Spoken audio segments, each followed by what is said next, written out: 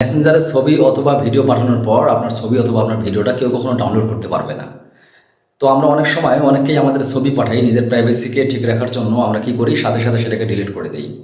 বিশেষ করে এই সমস্যাটা মেয়েদের ক্ষেত্রে বেশি হয়। তো আপনি ডিলিট করতে করতে কিন্তু ছবিটা অটোমেটিক কয়েকবার সেভ করা হয়ে যায়। কিন্তু আজকে আমি আপনাকে এমন একটা টিপস শেখাবো, যদি এই টিপসটা ইউজ করেন, ব্যবহার করেন, তাহলে কখনো কেউ আপনার পাঠানো ছবি বা ভিডিও সেভ করতে পারবে না অথবা কোনো স্ক্রিনশট দিতে পারবে না। তো চলুন আমি আপনাদেরকে স্ক্রিন রেকর্ডটা দেখাচ্ছি।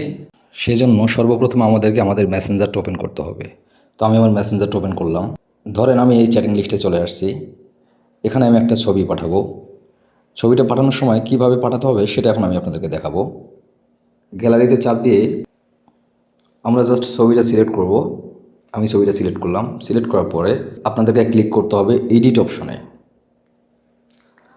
এডিট অপশনে ক্লিক করার পরে আপনি ঠিক নিচে দেখতে পারবেন এখানে লেখা আছে ভিউ ওয়ান্স, মানে একবার শুধু দেখতে পারবে। ঠিক এই জায়গাটাতে চাপ দিয়ে আপনি এই জায়গাটাতে চাপ দেবেন। এটা অফ লেখা যখন হবে তখন জানবেন যে আপনারটা অন করা হয়েছে। তখন আপনি অফ লেখা থাকবে, আপনি জাস্ট সেন্ডে চাপ দিবেন।